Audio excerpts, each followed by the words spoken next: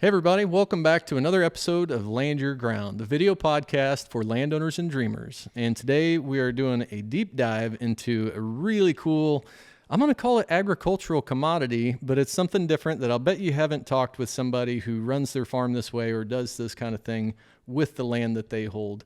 It's very exciting to me for a number of different reasons, but we actually have two guests in studio today for episode 11. So thanks for joining us, and get ready to learn a lot about Prairie.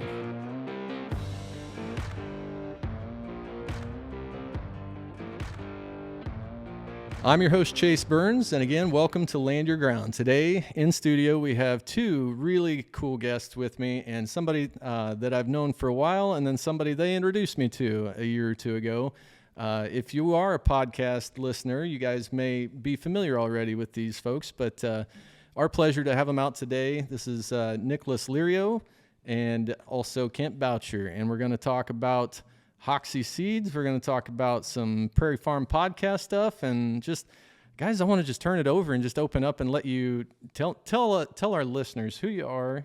Go with you first, Kent. So my name is Kent Boucher. I'm from this area. I grew up here. I graduated from the Sherrard School District, but my family lived in the historically Aledo, now Mercer County School District, and that's kind of how Chase and I crossed paths through some mutual connections. I think mainly Garrett Fike, who's a good friend of both of us. And yep, very good dude. Yeah, Garrett. Honestly, Garrett really kind of came into my life as a friend at a pivotal time. You know, like I always had interest in the outdoors and conservation related issues.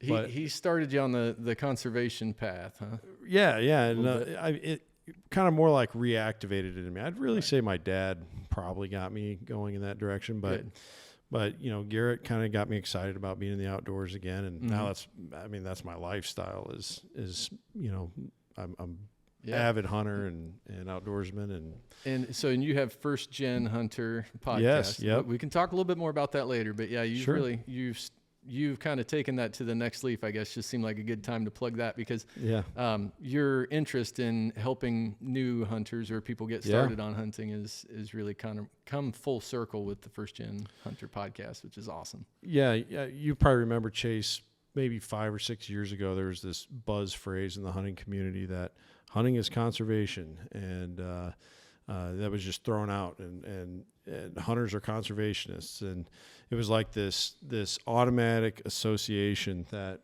went together.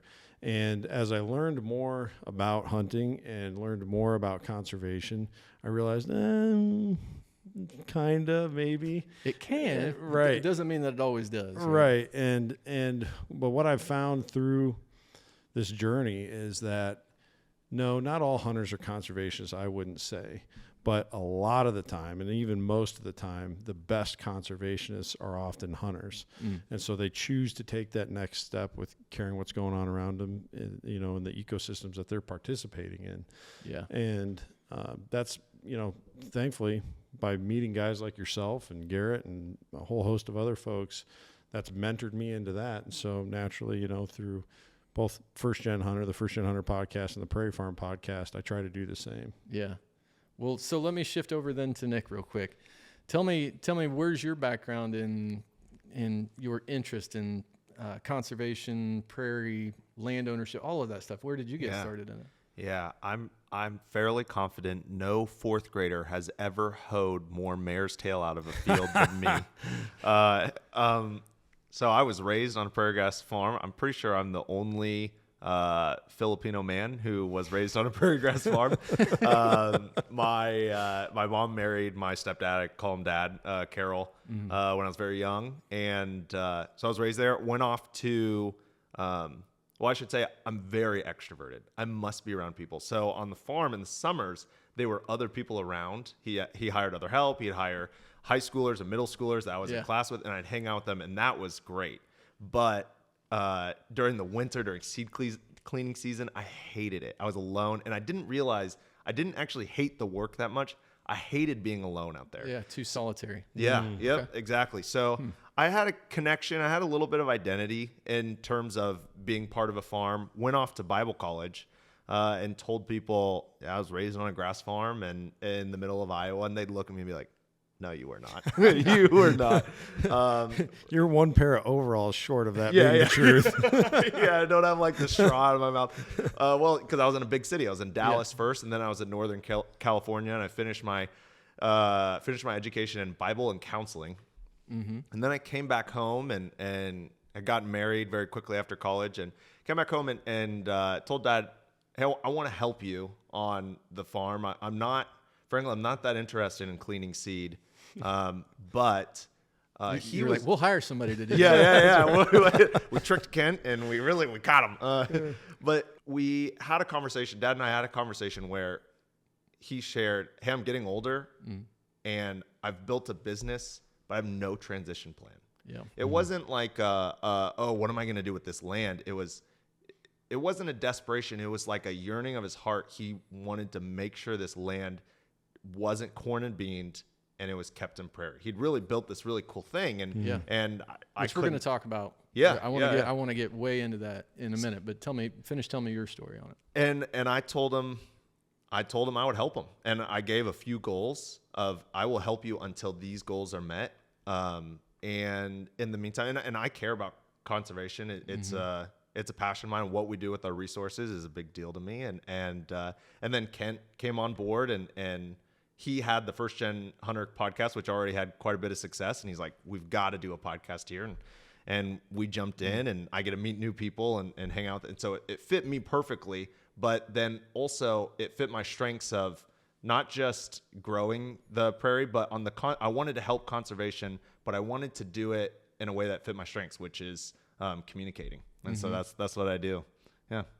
Very cool. Okay. So let's introduce now, if we kind of dance around a little bit, but the company. Tell me a little bit about Hoksey Seed, and start maybe with how it began, how long it's been in business, and then tell us what you guys do. Oh man. How about I start with how it began? You want to jump into what we do? Okay. So, Dad took over Grandpa's farm right at the beginning of the 80s. Grandpa always had other careers elsewhere, and then farming he kind of did on the side with his two sons. And of the two, my uncle and my dad cared way more about it. So, and this was a traditional kind of row crop, corn, soybean. Yeah, row crop. But back then there was still oats being. Yep, there was livestock, very minimal livestock, but pasture raised livestock, and Dad took it over. And right at the beginning of the 80s, there was a boom in corn. Right, so Dad felt good at farming. He made a bunch of money his first 2 years or something like that. Well, because there was a boom in corn, every farmer everywhere ripped out all their pasture, put in corn, and then nobody needed corn. In fact, the government was paying people to store corn because they couldn't find markets for it. They couldn't ship it overseas at the time, and so Dad was not making any money, and he was trying to figure out, what do I do with this land? And then at the same time, he had a friend saying, "Hey, I really want a place to hunt. I'm looking for a place to hunt."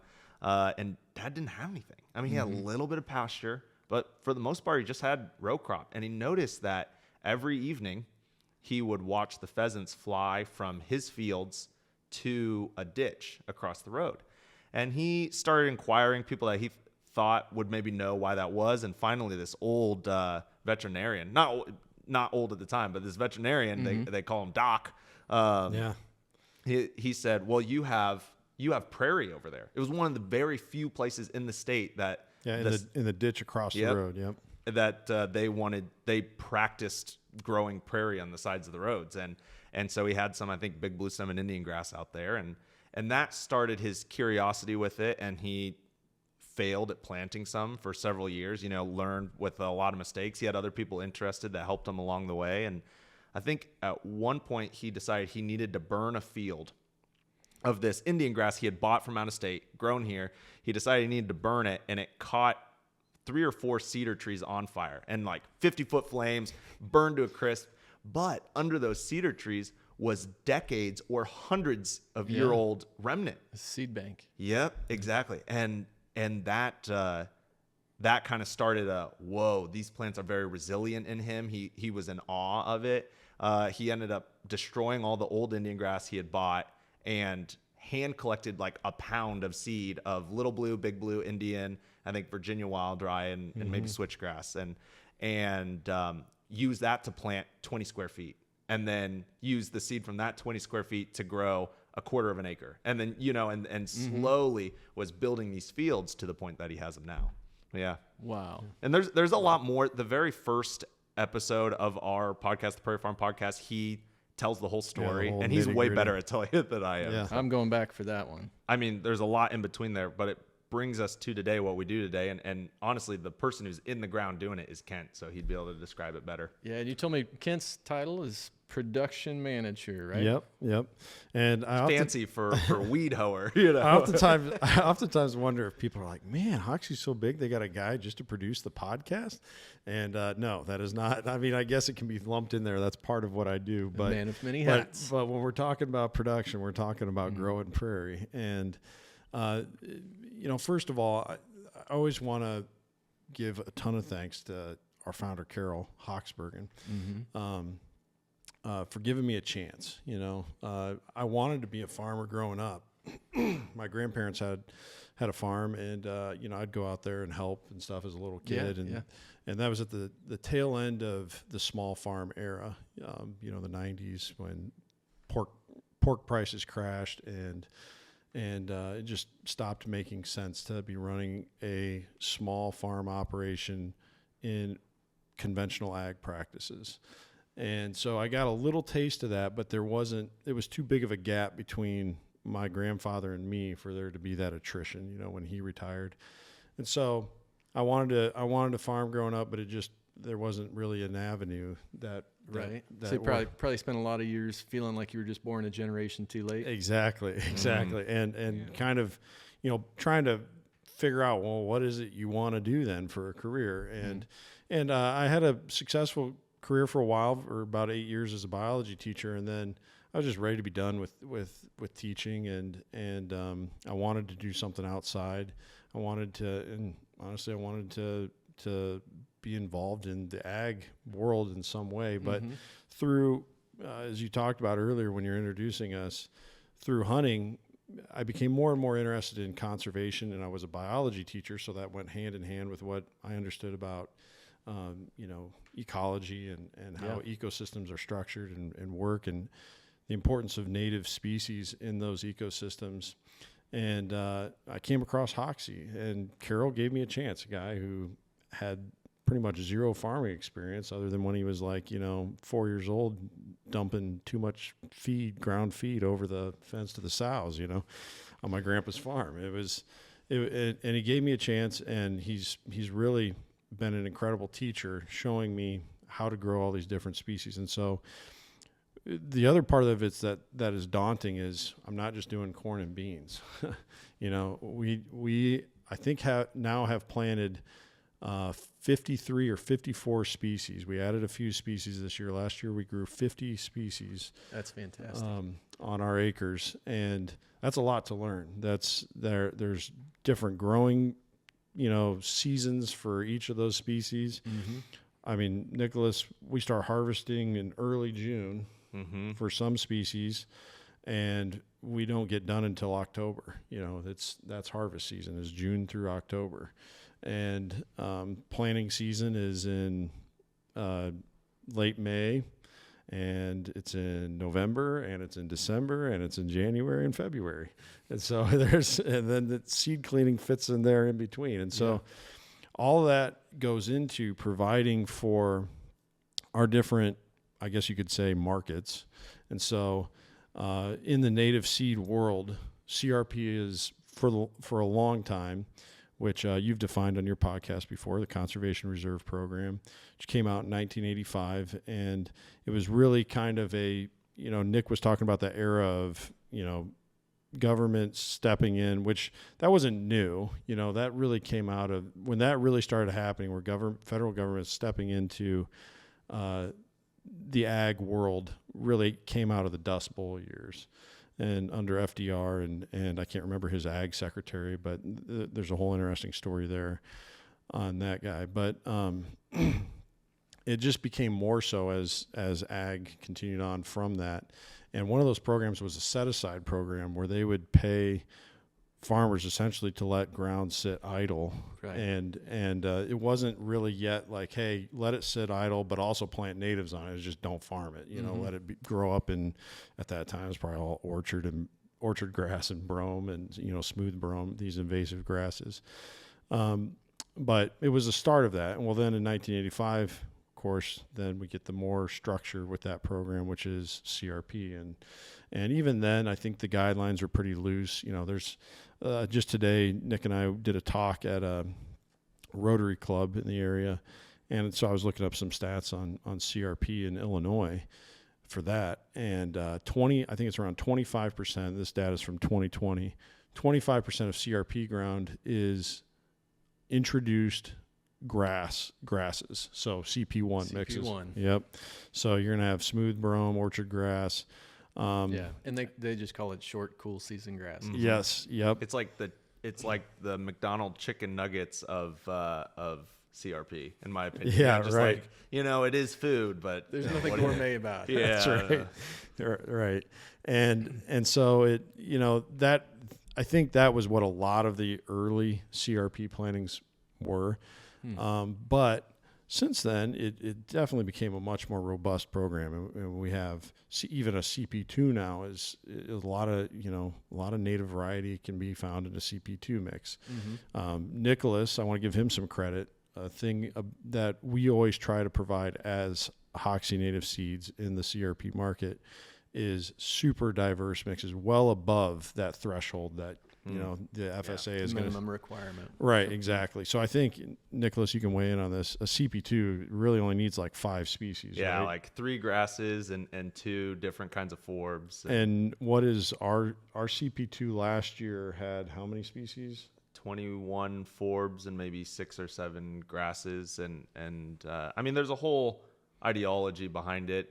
One of Dad's favorite things is people will be like, well, will a good prairie grow here? He's like, just throw out diversity, so Mother Nature's really good at filling it'll the sort cracks. it out. Yeah. Yep. And we kind of want to go that way, and I mean, even if you're putting 30, 40, 50 species, you're still not near what a remnant is. Right, but yeah. we're way closer than. I mean, the first CRP Dad ever planted was just big blue stem and round-headed bush clover. Yeah, that was all. So Nick, tell me about some of as much as you can or as much as you know about Carroll's kind of decision to shift away from traditional farming, and when he decided, I think I can make a business out of this, and maybe even like how many acres are we talking about at the time, and did he transition small? You said he started by collecting some natives and stuff, but at what point did he say this is gonna be the future of our farm? Yeah, well, we got to start with, and I mean this in the most love possible.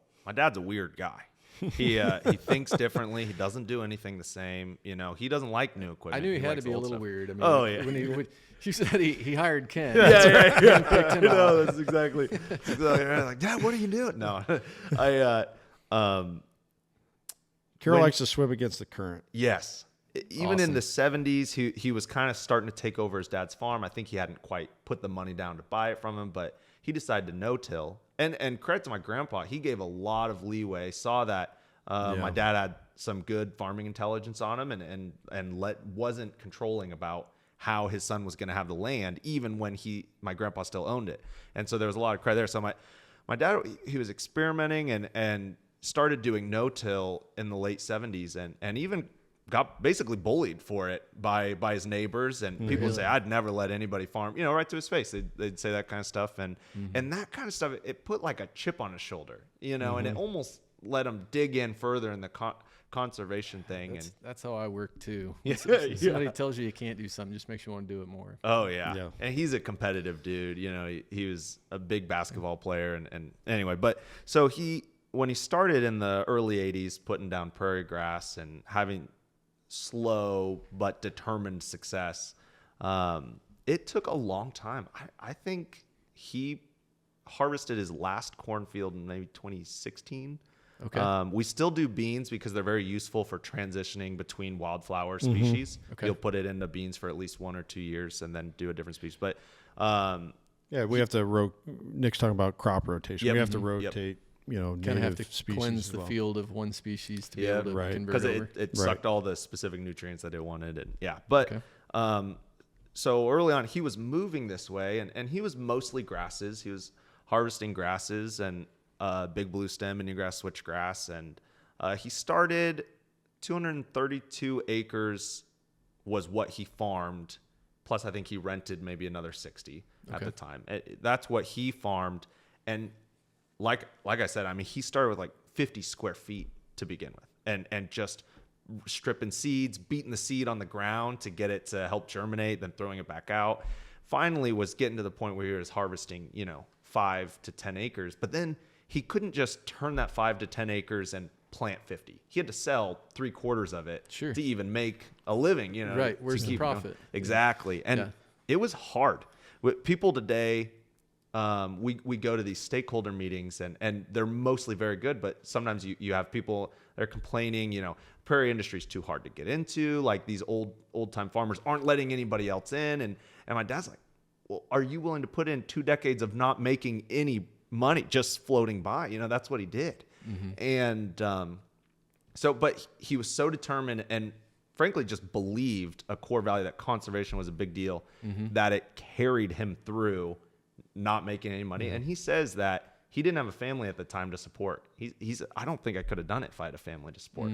He was just skating by, but learned a lot of lessons, was just doing some grass. And then my brother-in-law actually stepped in 2015, maybe 2014, and was seeing the market was going to flowers. There were a lot more flowers being produced. Greenhouse people were caring more about natives. They wanted these flowers, so greenhouses were paying a premium for it. Pollinator kind of became a buzzword. Yep, Pun exactly. intended. Save the butterflies and the bees, and so my brother-in-law helped set the stage for more flowers, and then somewhere in there, Dad started renting some more ground. I think.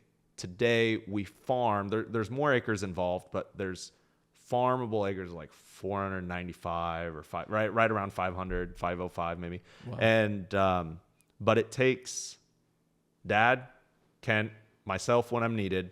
And last summer we had 2 basically full-time guys throughout the summer to help weed it. And that's a lot of help for a quote unquote 500 acre farm. Yeah. Well, it is, but a lot of times smaller scale operations that are more focused on growing a higher value commodity on a smaller footprint, they're gonna be pretty labor intensive, but they can be more profitable on a per acre basis. Obviously, because it's scale is not not how you win necessarily in that business. It's you guys are. Your model is just different. Your market is incredibly different than an traditional ag commodity. Yep. So I love hearing about it. I'm so curious about how it works and how you guys have made a business out of, let's give credit where credit's due. How Carroll basically was, the pioneer of that, and then ensured that the family farm could be kept as something that was lucrative, profitable, something that would be worth coming home to and raising a family on and being a part of long-term generationally. I mean, I think that's super cool. I'm not trying to take away from farmers at all with commodity prices, but you'll talk to farmers and they're like, corn's down from $7 to $4. Well, just 2 years ago, we had a species drop from $750 to $150. I've seen species drop from $360 to almost $10 per pound. Wow. And those are the scary moments, but then also there's times where it jumps. There's species that we've sold for $5 and then sold for $50. And and I don't know the business, but I know business in general, and I guess I would say that's what's so cool about growing crops like what you guys do. 52, 55? I think we're at 53 now. Different species. So if you have one of them that just takes a nosedive for a given year, I mean, that doesn't necessarily mean that all of them took a big dip, right? So it's kind of like you're hedging your bets through being diversified and having all of those different species that you offer, that you grow. So you don't have all your eggs in one basket like you do if 80% of your ground is planted in corn and corn takes a 30% drop. You got it. Yeah, you just eat it. You just suck it up. And I guess we're not going to Florida this winter. That's you have to just survive through, good season, bad season, good season, bad season. But I love smaller operations that are diversified. And you guys aren't diversified in the fashion that like, maybe you do still do some other row crop stuff. I don't mean to speak over you with that, but just soybeans, occasionally oats. But those are more of just like a giving the land a change over into, but because the focus of the business is growing prairie. Yes. Right. So, So that you kind of like, well, you do have a lot of stock in that, maybe that like a lot of eggs are in the prairie basket, but with regards to the volatility of one species over the other, diversity helps. We've been, in terms of business, we've been working really hard because for a long time, native species, the one market was CRP. That was it. You grew CRP, or maybe you were connected with a greenhouse and they bought a couple pounds of something, because 1 pound of sky blue aster will give you like 10,000, plugs of it, so they don't need that much. Yeah. It's a tiny little seed.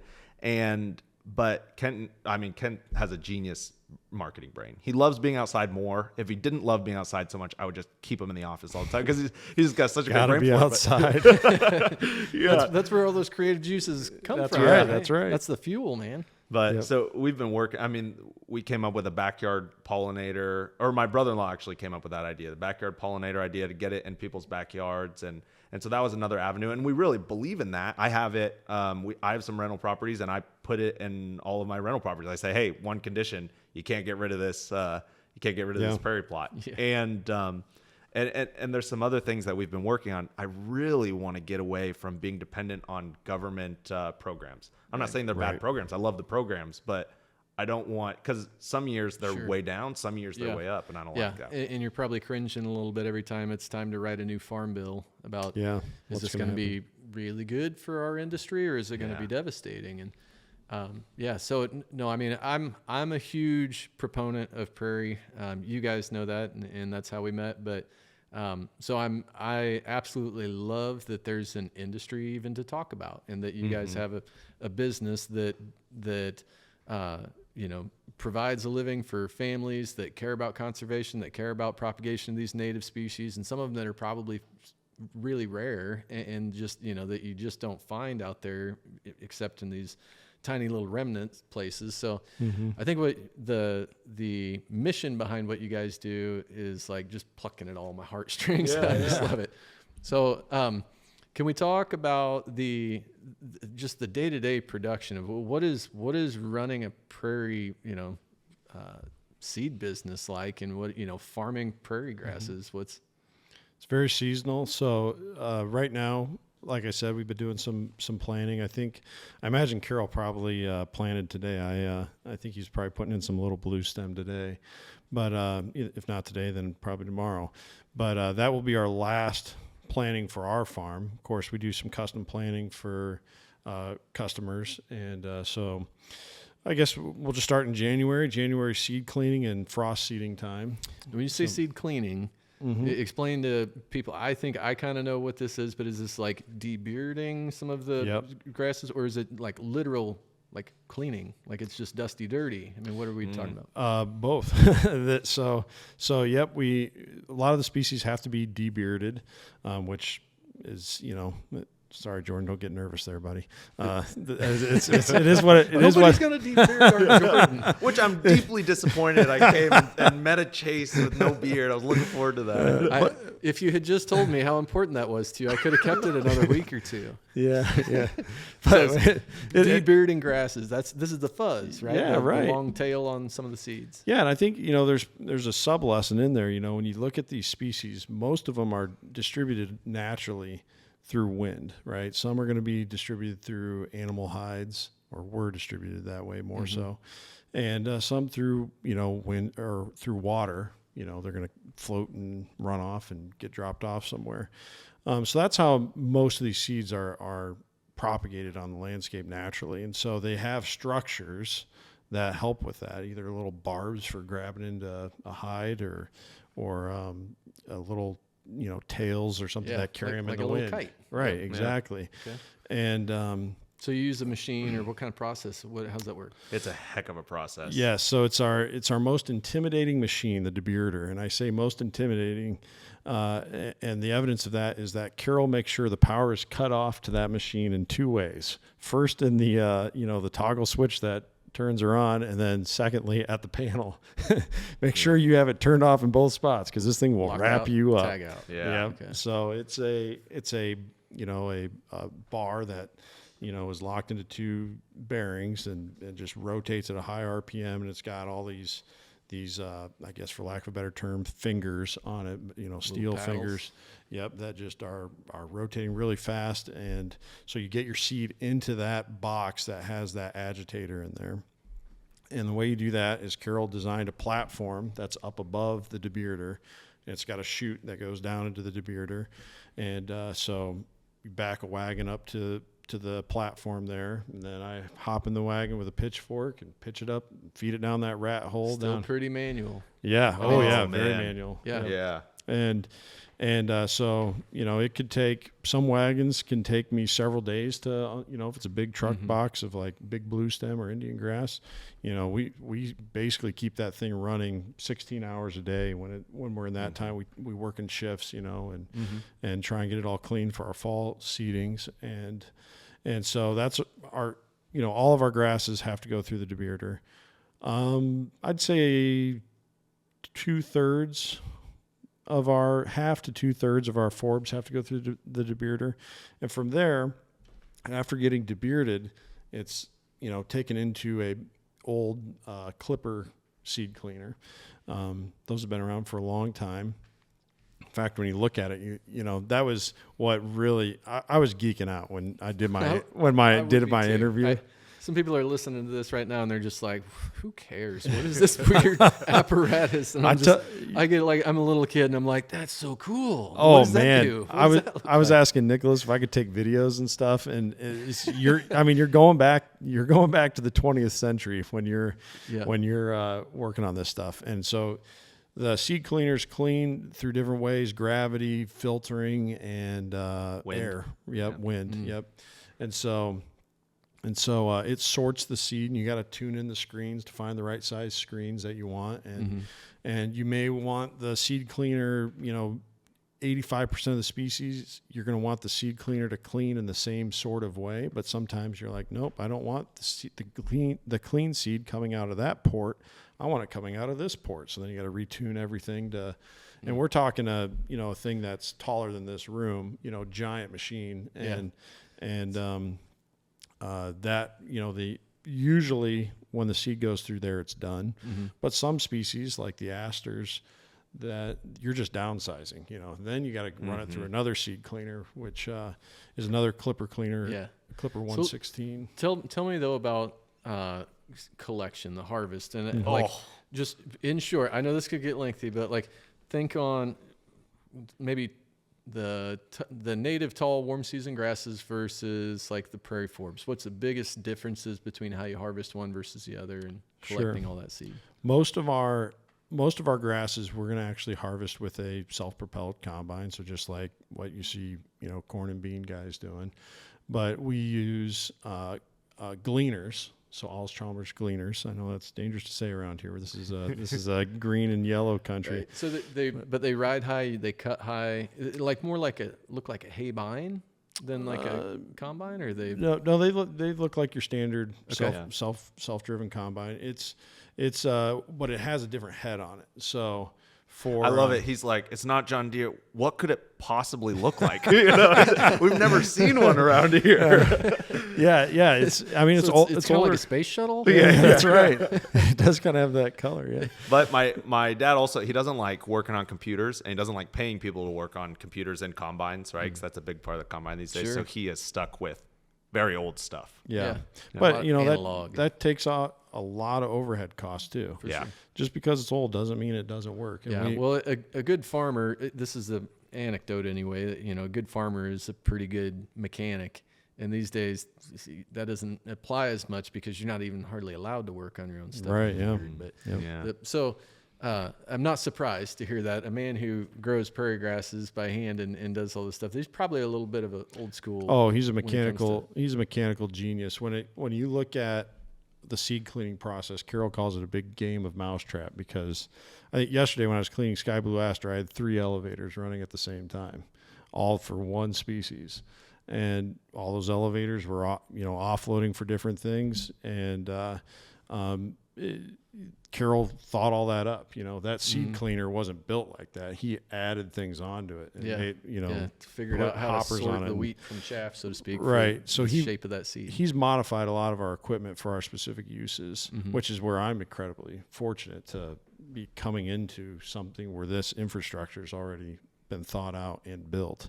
And so, I benefit from that. And going back to the grasses, we have the self-propelled combines. We have the head on it is called a stripper head. And what that does, which is really important from a conservation standpoint, because when I first started working there, I was like, oh man, look at all this beautiful habitat, and harvest season is going to ruin it. Right. No, it doesn't. Because that stripper head goes over the tops of those grasses. They have their, think of the turkey foot on a big blue stem. The claw on big blue. Yep. That's sticking up, and all the seed is right there. So all we need, we don't want to have to, few inches. Yeah, we don't want to have to thresh, so much material. So we're just dropping that stripper head just down on top of the height of those grasses, and that's got a another cylinder that's rotating inside there, that's got little teeth on it, kind of looking fingers again, that are just going at a super high RPM, and it's shattering that seed off those heads and then pulling it into the combine to be threshed. And then it goes up, into the tank up on the top. Now, here's the thing, with corn and beans, you just, turn on that offloading auger and you're dumping it into the grain wagon, you keep going. That's right. That's not how this works. You do pull up next to a wagon, and you do have an offloading auger, but you got to pitchfork all that, seed into that auger, because it's so light and fluffy.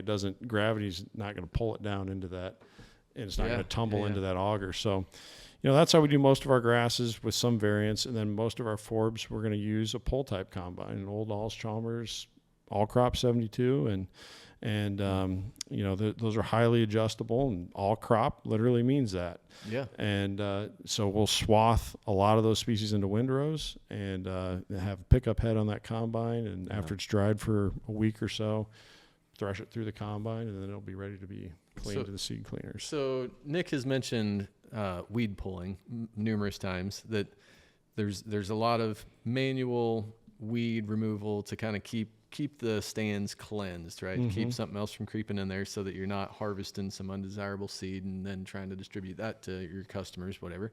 So you keep these stands really nice and clean. I understand that. But let's say, like, I know how I maintain my prairie, and that's with a drip torch. Do these, after this is all threshed and cut and whatever, do you guys still use prescribed fire to promote? Every year. Yep. So that'll be in May.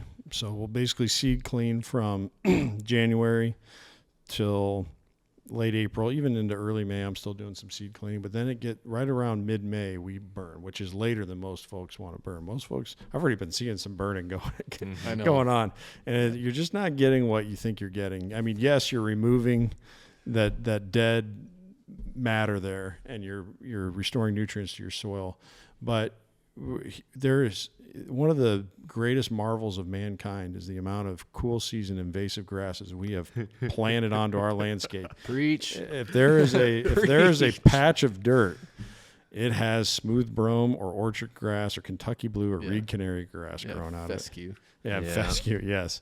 And so those are going to be one of our biggest pressures on a warm season planting, is going to be pressures from those invasive grasses.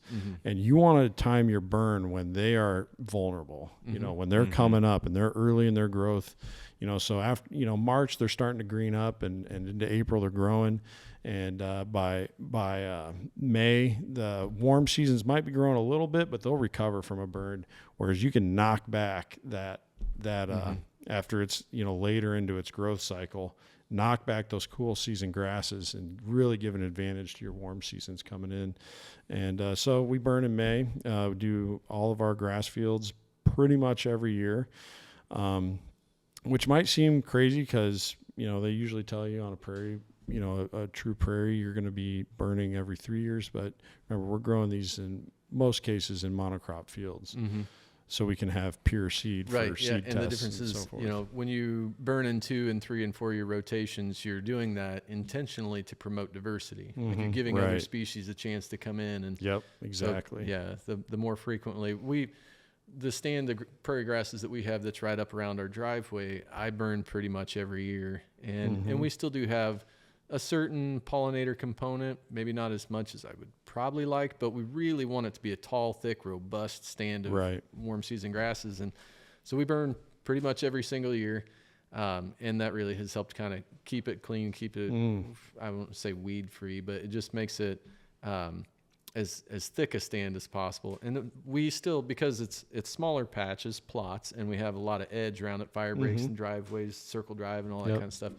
We'll see pollinators mostly just kind of peeking out of the edges. Like we get a lot of partridge pea and a little bit of, butterfly milkweed and stuff but in the middle of the stand, a lot of times the grasses are so thick that it just can't. Yeah. Right. We smother it out. That's because you have a lot of big blue stem and big blue, Indian, little blue, a tiny bit of switch. The Prairie Conference, North American Prairie Conference this past summer, they talked about it. They said, hey, because we don't have the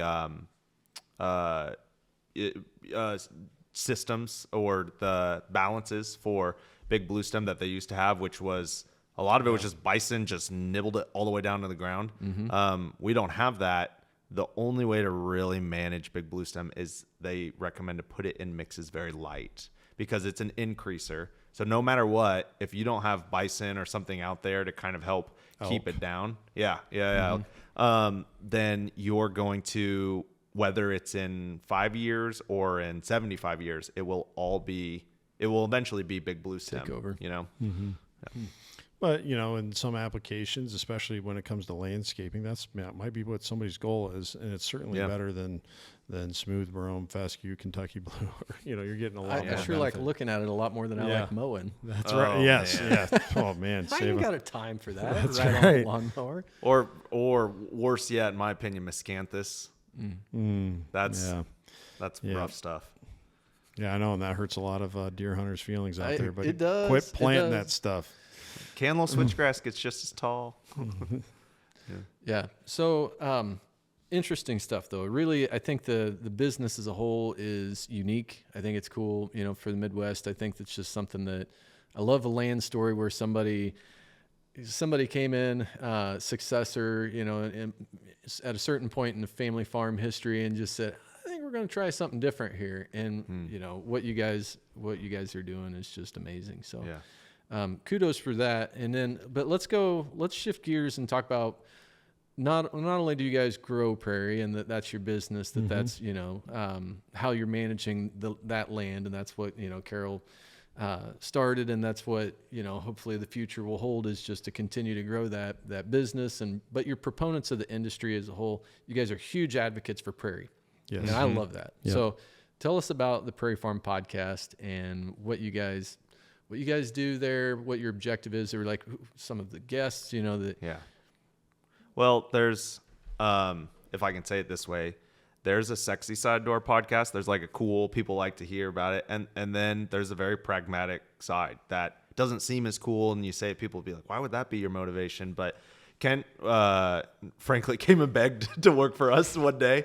And he was given his all the things that he thought he would bring to the table. And he said, hey, I do a podcast. And I listened to it. I was like, whoa, you're good. You're not just like some guy with a microphone. You're good at this. And he started saying, hey, and we would talk on the phone because he is a great brain. And so even before he got hired officially, I was like, dude, what do you think about this? And I was bouncing ideas off of him. And he started pressing, hey, we should really do a podcast. And the two main things, the more awesome side is we believe that conservation starts in a mind. We believe just, if I can say this on here, just how God thought us and then made us. You absolutely can say that. Thank you. Yeah. Go ahead. We believe that things are created twice. We start here in our mind, and then we produce those things, whether it's a garden, whether it's a piece of woodworking, software, whatever it is, starts in our mind. And so we believe conservation starts there with a new idea of how living can happen. And that's really, and we wanted people to be educated. People weren't talking about it that much in the niche of prairie and the tall grass prairie and short grass prairie of the North America. And then the other side is the world is run by relationships. And we were very, very fortunate. The CEO of Pheasants Forever, Kent, just sent him an email, kind of like had a kind of connection to him. And he said yes. And frankly, that gave our podcast legitimacy, where immediately everyone else who was, we asked, said, "Oh, you had Howard Vincent on there." Of course. And so the relationships. That's what I'm hoping will happen after. Yeah. Let's talk. Yeah. But it's run by relationships. And Howard, if we said, "Hey, Howard, can we come and pick your brain for 2 hours?" He's a busy dude, super busy guy. No way he would have said yes. He's a very nice man, but I would be shocked if he would have said yes. "Hey, Howard, can we give you a platform where you can tell people about what you're passionate about right now? And in the meantime, we can learn a lot from you, build a trusting, strong relationship." That's the other side. And it has shown huge, huge impact in the prairie world, because value is created in relationships and the world's run by it. So I would say those are the two major things that we've run off of. But is there anything I'm forgetting? Yeah, Nick's exactly right. We have to. I often say in the conservation space, you're always fighting from your back. It's true. I mean, when we gave our talk today, Illinois, what's the nickname for Illinois, by the way? The Prairie State. The Prairie State. At one time, there were 22 million acres of prairie in Illinois. Of that 22 million, there's right around 2,000 acres that remain. That's just mind-boggling. Of original prairie. Yeah. We've restored through CRP programs. This is data as of 2020. This is from I think it's the ECG Conservation Database, which is a really cool website. You can find all sorts of information on especially CRP. But about just shy of 606,000 acres of native prairie reestablished reconstructions. Yes, and that's great. Like, that is awesome. But that is a drop in the bucket compared to the 22 million. We shouldn't go back for 22 million, because we need these crop producing acres to provide for us all the things that they provide for us, right? But we certainly don't need all the agrable acres in two species. We don't. There's a lot of ground that's farmed that shouldn't be farmed and should be left in its native status. And there's too many other native species that depend on that when it's not available at all. If we only had 2,000 acres of prairie in the state of Illinois, just think how many species would die. Yeah. And we're, in my opinion, which, this is controversial, of course. I think we're seeing the effects of not having those prairie acres. I really do. In a lot of different ways. And go on. If you look around you, you'll see them too. Look at our water quality. We talk about having so much topsoil in this part of the country. That's laughable, in my opinion. I walk a lot of farms. I do. Shed hunting is like one of my passions, one of my biggest passions. You spend enough time walking across fields in Illinois and Iowa, and you'll see subsoil everywhere. Why do we have to fertilize so much? Because we're literally trying to create topsoil again, because so much of it is gone. We've exported it to the Mississippi River Delta, and it's it even weighed in a creek bottom on at the base of row crop ground. You'll sink to your knee in topsoil that's washed down into that creek bottom and and so we see it in that way. We see it in our air quality. We see, in my opinion, that I would debate with anybody with lots of data, in our climate. I know it's an El Nino year, but it's 65 degrees on February, the 22nd today, and that's not normal to what I grew up in. And It's not normal when you look at historical data. And I know that that's not all, prairie related, but it is prairie related some. Yeah. And so it's one piece of the puzzle. Right, sure, yeah. right. And so we have all these things. So I got to take this back to where I started. Sorry, I can go on this tangent, but we got to take this back to where we started. So if we're going to solve this really massive problem, we got to, like Nick said, the world runs on relationships. We got to be together, and we're not going to think the same way. That you go to a North American Prairie Conference, you got some real crunchy tree hugger type folks there, and you got Pheasants Forever there. There's going to be a lot of things that the crunchy tree hugger and the Pheasants Forever guy are not going to agree on, but let's find the areas that we do agree on, because a lot of those areas that we agree on work towards solving this problem that we care so much about solving. And so the Prairie Farm Podcast is a way to do that. And so we've hosted people like, we just did a podcast with Stephen Dobie, a guy who's been with Rocky Mountain Elk Foundation for a long time, talked about the extinct subspecies of the eastern elk that would have been all throughout this farm at one time, probably. We talk with Taylor Keene, the founder of Sacred Seed, who's trying to restore varieties of produce that indigenous people would have been growing hundreds and thousands of years ago, but have largely, disappeared. Yeah. And so he's trying to preserve those things. We've talked with our good friend Ted Cook of the North American Grouse Partnership, and that dude's an awesome guy. Yes, he is.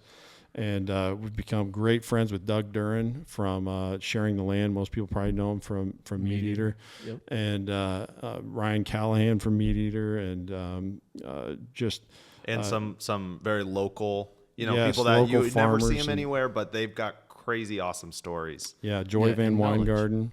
Yeah, I've really, really enjoyed some of your guys' episodes. And you get how many episodes are you in now at this point? 125 or something. Yeah, like that. right around there. Yeah. So that's really, really cool. I mean, I love it. I'm eager to see where you guys continue to go with that. And I guess, kudos to you for kind of taking that on and being such strong advocates for Prairie, because not just because, and people can look at Land Your Ground and they can look at, the Prairie Farm Podcast and say, well, they're using that as a promotional tool for their business. Well, I can assure you, and I know you guys would say the same thing, that like, if there weren't a business, but you could afford to still pour time and resources into this, you would still do it. Oh, absolutely. Because it's a passion project, right? Absolutely. It's Tabitha Panis, the president of the Iowa Prairie Network, gave me one of the best quotes. Well, gave us one of the best quotes ever. She said, when I was a kid in high school and people would ask me what I wanted to do, and then they'd tell me, make sure you do something you love. She's like, that was bad advice. When I was in high school, I loved playing volleyball and watching TV. And last I checked, there's not a lot of careers in those areas. And she said, instead, people need to ask themselves, not what is it that I love to do? What is a problem that I am passionate about helping solve? And that is definitely where Nicolas and myself and Carroll, where we align. And you're right. Even if I wasn't doing this for a job, and plus, if it was just about us selling more seed, my bank account only matters for what? I'm 34, maybe another 50, 60 years. Then my bank account doesn't matter anymore. What matters is the place that my kids, soon to be 4 kids, are going to be growing up and living and then raising their kids. And if I only care about it as far as I get to use it, let's go back to Doug. It's not ours, it's just our turn. What a perfect phrase summing up the attitude that we should all have about the land that we are entrusted to. And so doing the Prairie Farm Podcast, it helps us sell seed. And guess what? We got to sell seed to stay in business. Yeah. But the education and the mission that we can spread out. Nicolas came with the best tagline ever: conservation happens one mind at a time. And that's true. If we're going to see progress, if we're going to chip away at more than just 606,000 acres of the lost 22 million acres of prairie here in Illinois, we're going to have a lot more people bought in on solving that problem. And the podcast is just such an efficient means of doing that. And I get to, guarantee a better place for my kids than even what I got to enjoy when I was. Well, I hope your audience keeps growing and growing, and I'm going to be pushing it for you guys, because I think, it's an awesome, Thank you. awesome appreciate podcast. that. I really enjoy the content. You guys reach some really cool guests. And it's, there's some just crazy amount of knowledge that's come out of some of those people. So, Oh yeah. And some of the weirder ones are my favorites. We'll just put that in there as a little personal. Like, I mean, when I say weird, I mean like, one of the episodes, and I can't remember the gentleman's name right now, but he was talking about the importance of beavers on the landscape. Yeah. Clay yeah. Frazier. Yep. Yes. Yeah. Great guy. That's so cool. I mean, there was so much information there that like people really just think of a beaver as like a vermin, and, Yeah. like it's a pest. They build dams, they cut down your trees, and they make a mess and whatever. Oh, man. And he talked about like how much grassland habitat relied upon the Yeah. beaver is like, and we know it's keystone species anyway. Yeah. But like when I heard that, I was like, yes, like I like that guy. That's just we need really to line you two guys up. I think we had that conversation when we were driving back at like literally midnight. Oh my from goodness, Wisconsin. dude. Yeah, that met him at like a interview. bar or something. And recorded in a bar. Yeah, it was great. It was really, really cool. And there's a lot of neat guests out there.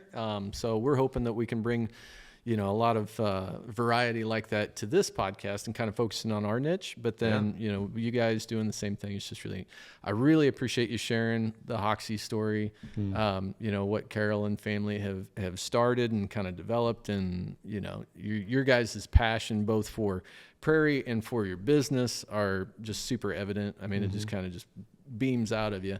But the land story in particular, is what I think our guests will find fascinating, because not everybody that's going to be hearing this on our platform, really has much of a connection to or a passion about Prairie, but they came here because they really want to hear about land. Yeah. And I think that's just such a unique and cool land story that a family saw an opportunity and worked so hard to pour into it and say, like, we're going to this is a paradigm shift. We're going to go from what was normal, what everybody expected in this neighborhood, and we're maybe even going to we'll tolerate being picked on a little bit or teased about it or whatever. But they saw a big picture. And, evidently he, just has a lot of tenacity about it, but is passionate about, this is going to work. I'm going to make this a business. This is going to work. And you guys are both sitting here right now as employees of and operating that company on behalf of him. And it's just like super cool that it's blossomed into that, and that you guys are not only like furthering the mission of conservation, but you're supplying a living off of a nice piece of Iowa farmland by doing it. Yeah. And I want to add, if anyone listening is interested in growing Prairie to make money, you don't have to have 500 acres. We've made almost $20,000 off of a single acre, but it's a very high maintenance species. So there's opportunities on very small acreages. And here's the deal with Kent and I, conversations are free.